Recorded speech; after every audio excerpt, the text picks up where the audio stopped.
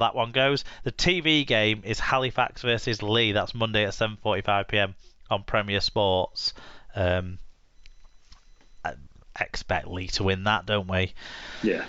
Bit of championship news, seeing as we didn't have championship results to talk about. Whitehaven have stood down forward Glenn Riley due to a court case for a number of driving offences, not drink driving offences. One of them is drink driving, but Riley has pleaded guilty to multiple offences. Those include driving with alcohol level above the limit, using a vehicle on a road or public place without insurance, and taking a vehicle without the owner's consent. Not so good. No. Not so good. 37-year-old Quintin Laulu-Tonga guy has returned to the Sheffield Eagles on a 1-month loan deal from Keighley Cougars. He joins the club to replace injured Josh Guzdeck. QLT back in the Eagles colours. Again. Yeah. Good for him. Another go-round. And Championship Club York have re-signed forward Joe Porter on a 1-year deal after he recovered from a season-ending ACL injury back in 2021. So he's back with his former club as well there. That's next week's games. The week after that, when we've got Challenge Cup again, I think is when League One gets started, doesn't it? And the Women's Super League is on the horizon, but we've got the Women's Challenge Cup first. The games are going to be quite one-sided, I think, in the Women's Challenge Cup, the way it's been seeded and drawn. So yeah, it's hard to pick out a game of the week in that tournament. And we just don't know enough about the wheelchair sides, really. Wigan, a new side. London, a new side, for all intents and purposes. Warrington, a brand new side. So we can't really pick out a game of the week there. Wigan against Leeds might be interesting, though, based on when we get to that. I'm not sure why Leeds and Halifax didn't happen this weekend. That was meant to happen in the wheelchair. So I'm not seeing why that didn't go ahead. I was scrambling around to try and find a score until I realised it just didn't happen. But please get your fan views in on all of next week's match action that you see, the Super League games, those championship games of the week, or any other action that you come across, whether you're involved as a parent, as a player, or just as a fan. Get your views on the Google form. Okay, that's most of everything done. We're just going to wrap up the show now.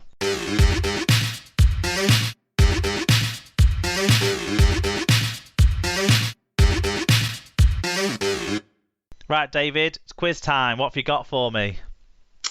And if your quiz is about nil-ins, I've got some questions for you too, don't worry.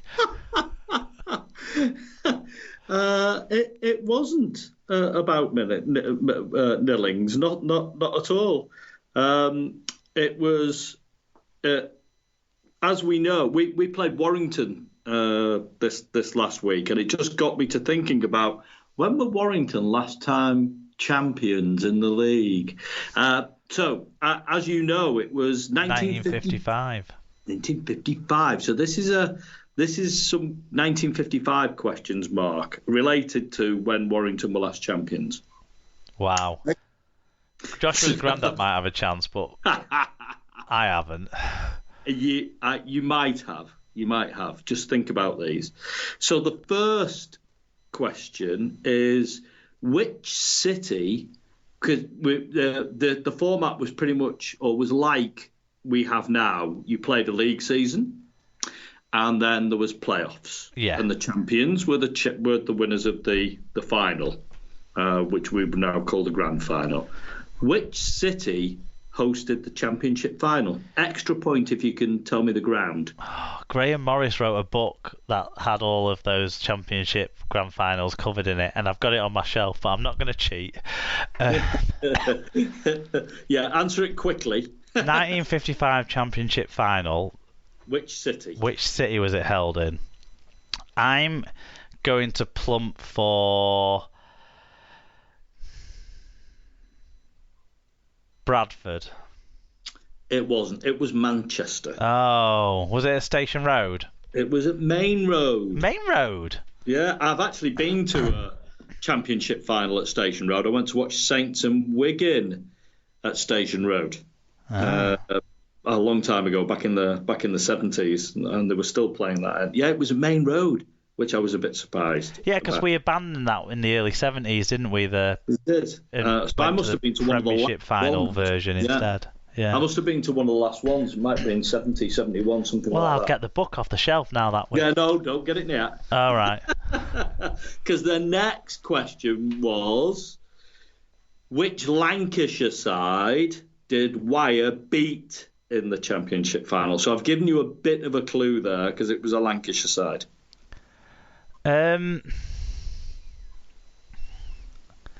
So it could be, and Lancashire were classing us all of Merseyside, Greater Manchester, etc.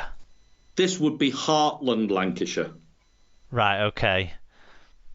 So I haven't got a clue, if I'm completely honest. I'll just make a guess at Swinton. It was Oldham. Oldham. So Heartland, Lancashire. Yeah, Oldham. 7-3 in the final. Must have been a gripping game. And then the final, so you're 0 so far. Yeah. The final one is, who was the Prime Minister at the time? In 1955. Oh, I don't know. I know that we voted in Labour after the war because the people who came back wanted to actually be treated well, and then people decided that they wanted the Conservatives back for a bit, and they kind of did some really bad stuff to building standards at that time, is what Emma's told me. But I can't think if the Tories would have still been in by 55. I think there probably would have been a change in Prime Minister maybe in 54. I don't know. Heath? Eden. Anthony Eden. In fact, this is, they changed from, it was Churchill until April, and then Eden came in just as Warrington won the championship. But I thought it would be interesting to just do a little bit of history this week. Yeah, because that game was played on the 14th of May. Yeah, there you go, you see. I've got it. I've opened it up now.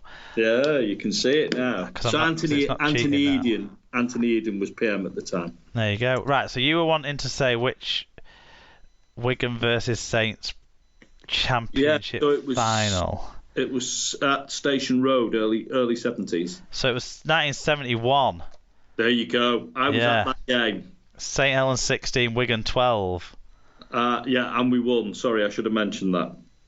No, that's fine. Can you name any of the? Oh, there was only 2. Wigan scored as many tries as Saints scored. It was.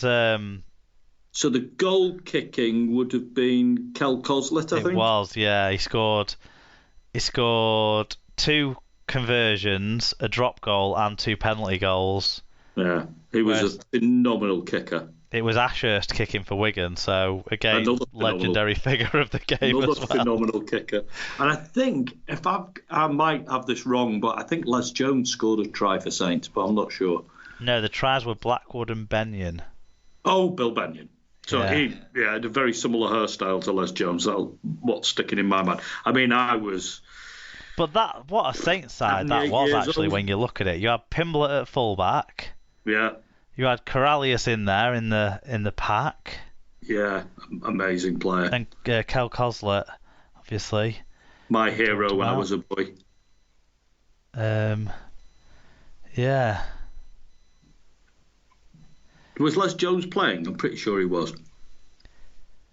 Les Jones, on the wing. Yeah. Yeah, and you had,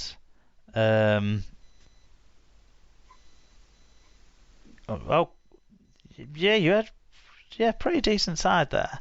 Wigan were coached by Eric Ashton at that time. Yeah, so before Eric came across to Saints. Yep. Interesting stuff. A little bit of history. Mark. Just for John Scotter. Yeah. and our older members. Moving from history to present, we have got an unfinally news story, which we'll whiz through because we've done so much talking tonight. Catalan Dragons and Toulouse Olympique will provide 28 players between them in the France squad for their first training camp of 2022. Hopefully theirs isn't struck off by injury, but I don't think there's any Saints players to cry off, so it might be okay. Their squad, their 40-man squad, for a get-together in Perpignan on the 21st of March, so that's next Monday. Should I read this, Mark? Your throat's starting to sound scratchy. Yeah, you can do, yeah. So the squad, Albert, Burgal, Gigo, Jasam, Marcon, Marion, Navarrete, Pellessier, Puesh, I think you pronounce it, Sanger, Springer, Stefani, all from Toulouse.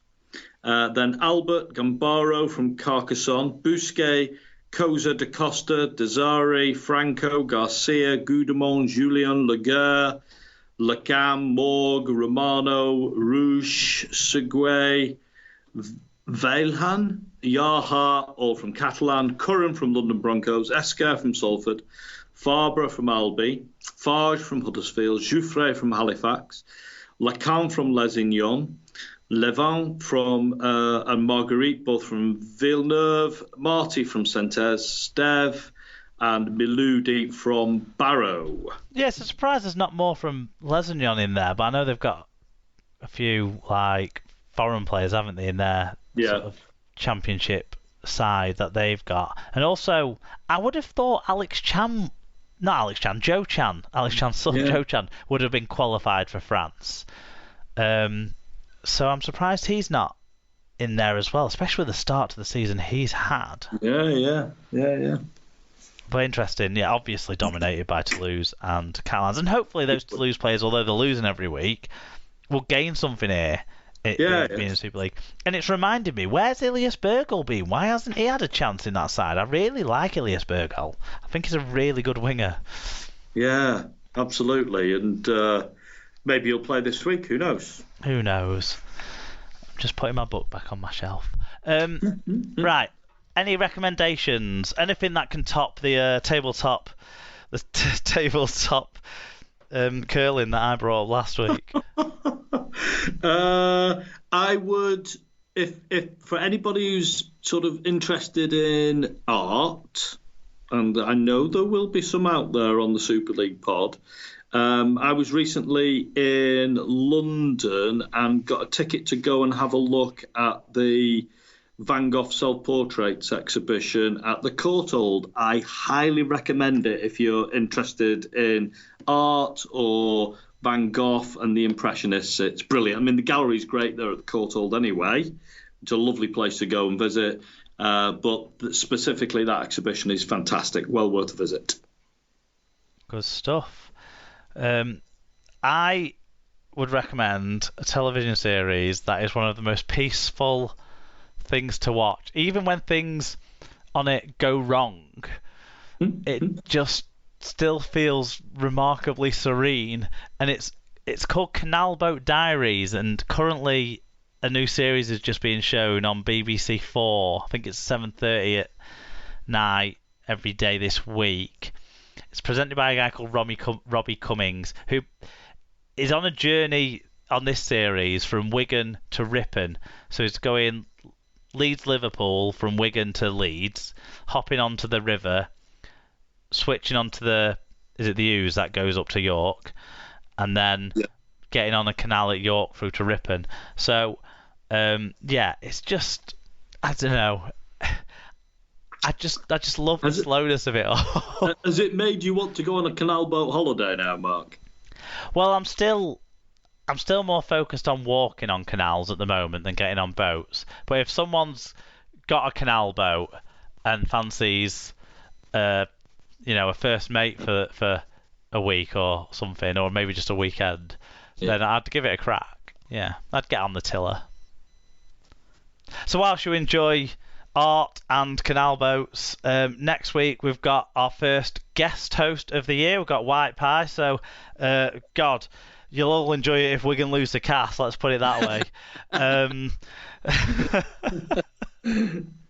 But yeah, it'd be a new perspective. So we'll get his take on some of the hot talking points that